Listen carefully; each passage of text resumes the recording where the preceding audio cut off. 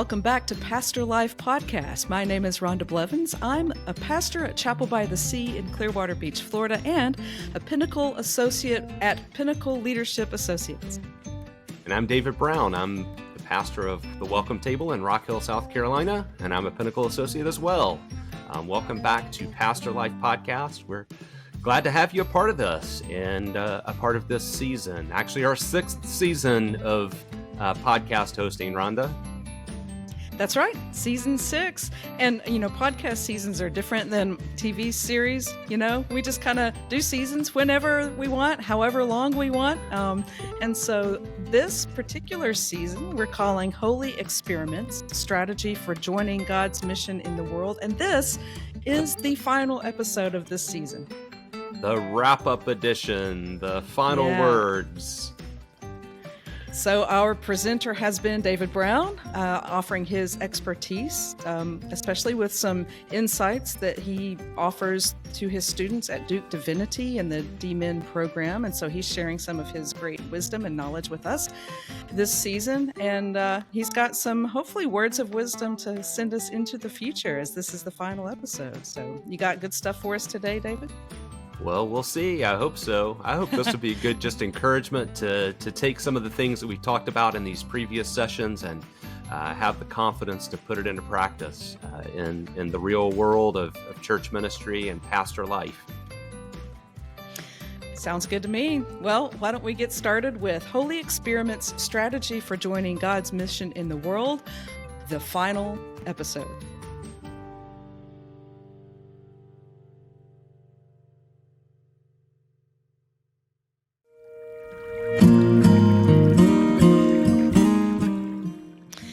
Hello, Pastor Life Podcast community. David and I have a special invitation for church leaders from our Pinnacle Leadership Associates team for our very first Pinnacle Summit in the mountains of North Carolina right after Easter in 2024.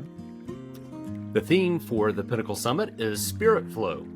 The idea is to draw church leaders together for a time of rest, reflection, and community.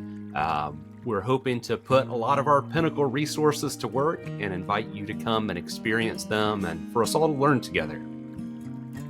Yeah, at Pinnacle, we recognize how challenging ministry can be. And that stretch, David, from Advent through Easter, that stretch and how exhausting it can be. So this is right after that stretch so we can come together as church leaders, unwind, rest, relax.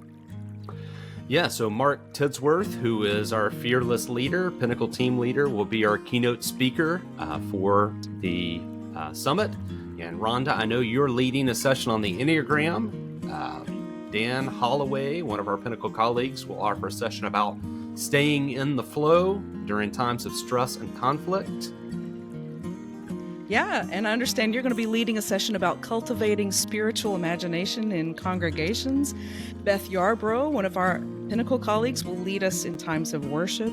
And we're going to maybe, try to do our best to find a time to do our very first live recording of Pastor Life Podcast. What do you think about that, David? Yeah, that sounds great and terrifying.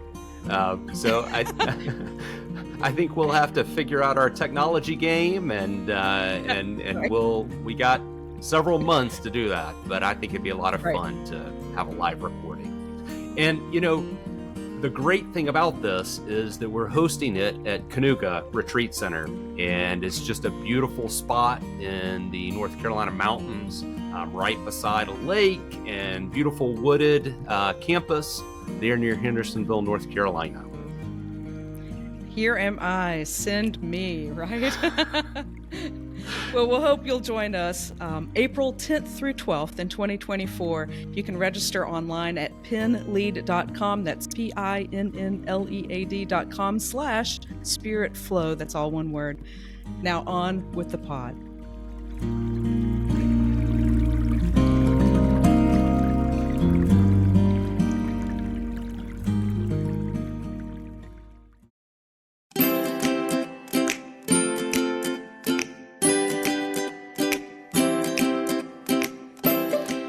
So, David, we've been, we started with sort of big picture ideas about what's important with strategy, like beginning with the end in mind, the telos, God's mission for us and how we can join God in that. We moved into seeing more clearly. Then you offered three models for different occasions in church life that we might want to lead people through.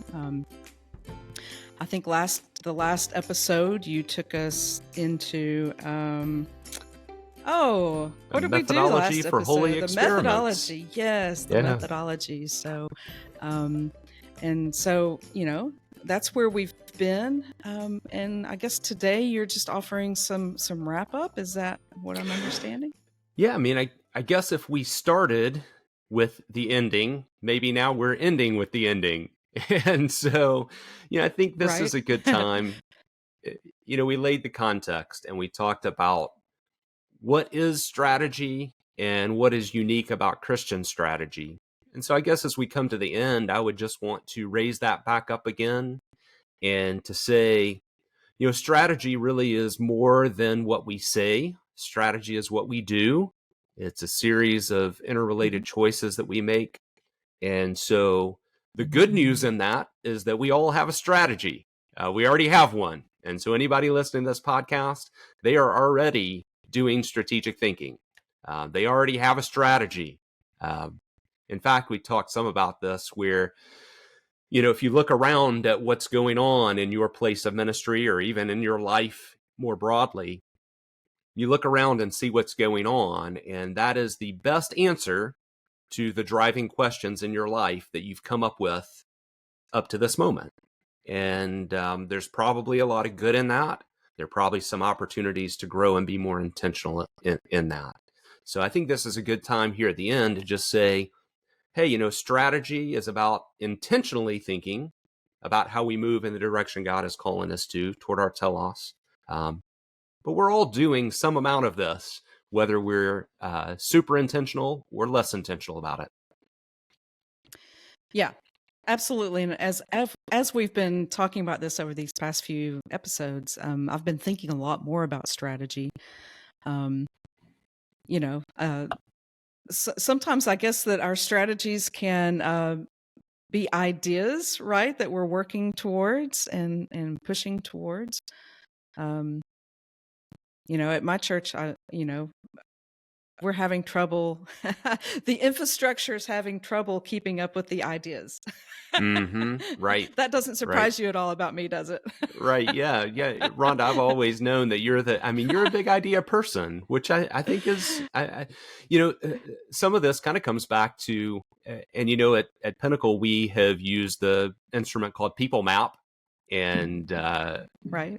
And in thinking about the ways that our personalities show themselves in terms of leadership and strategy and team working and all of that kind of stuff. You've got the people who are the free spirits and have lots of creative ideas. You have the people who are leader types and who pull other folks along with them. You have the task-oriented folks who are in the nitty-gritty details, and you've got the people-focused leaders who are really about tending to the relationships as it all happens. And so it's good to have all those sorts of people. Especially if you're the idea person, and it seems like the strategy is staying up here in the clouds a little bit. Then it can be important to have somebody who's a task type who can pull that down and put it into action. And probably a good reminder to us pastors that we all lead from different places, and that collaborative ministry, whether that's with other paid professional staff ministers or whether that's with lay leaders, it's important to be thinking about who we do this work together with. Yeah. And I don't know if that's where you were intending to go, but that's where my mind went when we talked about, everybody has a strategy. What's yours? And are you thinking about it much right now? Yeah, absolutely. Well, I hope that some of the middle sessions in this series will give people some of those handles or tools that can help to guide those conversations.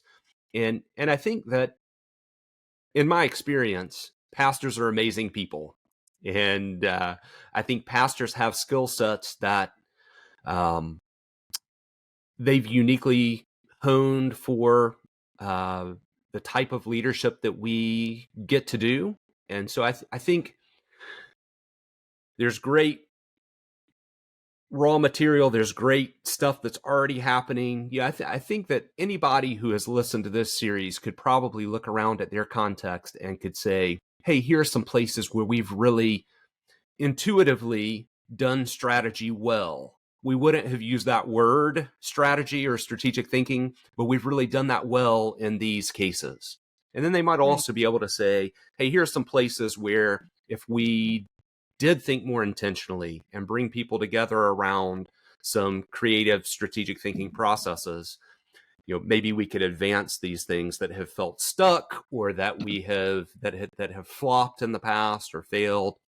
And I think that as we think about wrapping this up, my encouragement would be take something from this series and in the next 72 hours, try to put it into practice in some way, in a conversation or in a committee meeting or a staff meeting, or just in your own thought process.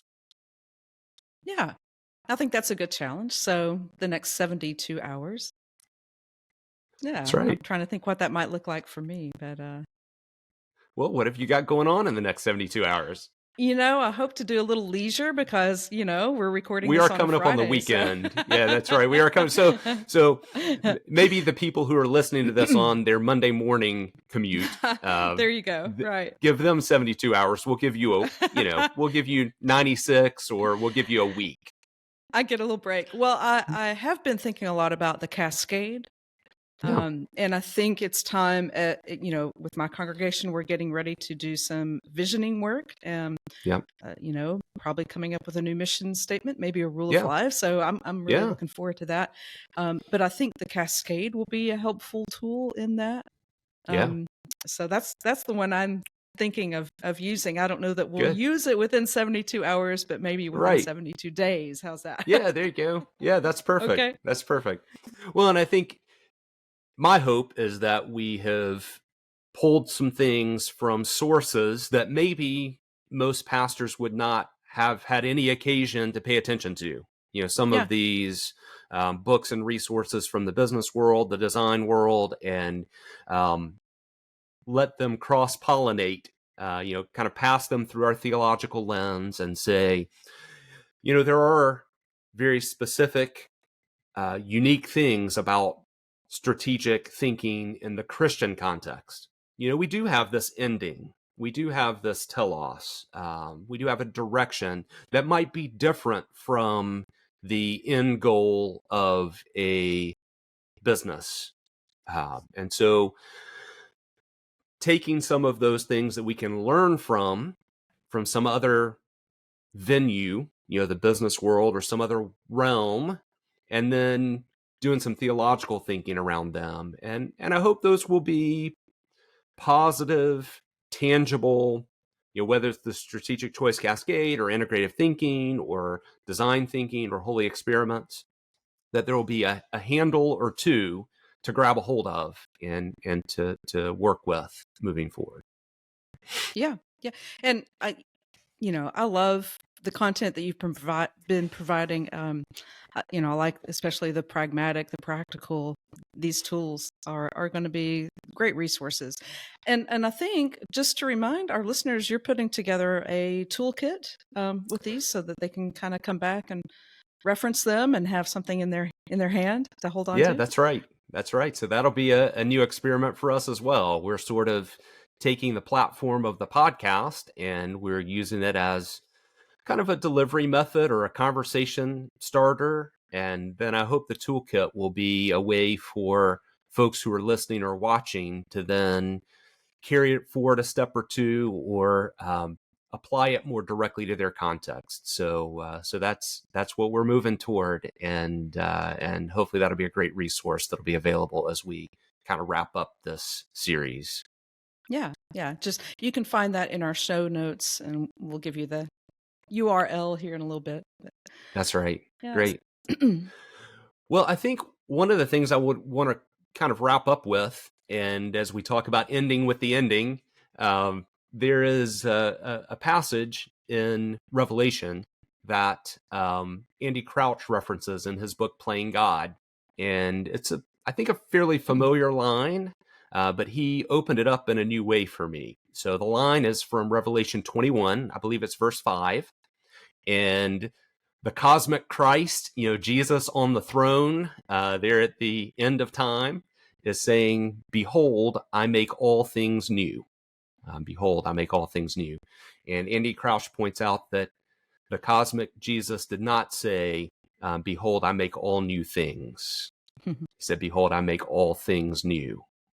So as we look around at our churches, as we look around at the various strategic attempts that we've made to live into God's plan that have succeeded or that have fallen flat, as we look around at the chaos and uncertainty of our world and all of the forces that seem to be working against the common good or working against the beloved kingdom, the promise of Revelation 21 is, "Behold, I make all these things new."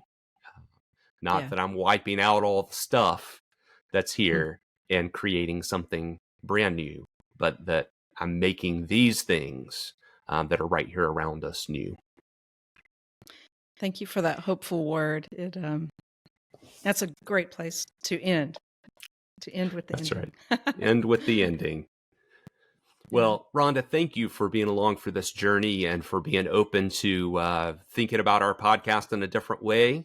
And I look forward to returning the favor in the near future and putting down a season about the Enneagram and drawing on your wisdom. Yeah, I'll be working on that, and we'll do that. I don't know if it'll be our next season, but right. Probably within the year or so. We'll be putting that together because you know that I'm pretty excited about this work right now. So Absolutely. Excited to share it with our podcast community. Well, I've had fun sharing some of the things that I've been working on and look forward to hearing you share some of the things that you're interested in, passionate about, and that I think will be super helpful to pastors. Yeah, thanks. Well, David, I think you have a benediction to leave with our listeners. Well, let's wrap up this episode and this series with a benediction from William Sloane Coffin, the former pastor at Riverside Church in New York City. I love this benediction, and I feel like it always calls me forward into whatever is just ahead. So hear these words, pastors, and hear them as a blessing and as a challenge as we move forward into what lies ahead. May the Lord bless you and keep you. May God's face shine upon you and be gracious unto you. May God give you the grace never to sell yourself short, grace to risk something big for something good, grace to remember that the world is too dangerous for anything but truth and too small for anything but love. So may God take your minds and think through them.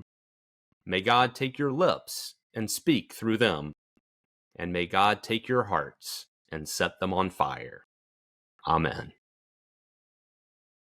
Amen. Thank you for that. Thank you, William Sloane Coffin, and thank you for reminding us of that beautiful benediction. I love that last line, too. Absolutely. Until next time, everybody. You can find us online at pinlead.com. That's PINNLEAD.com. That's where you'll also find the session notes and the toolkit. That should be available before too long. We'll look forward to doing this again with another topic, another day, and sharing this pastor life with each of you. Thanks so much for joining us.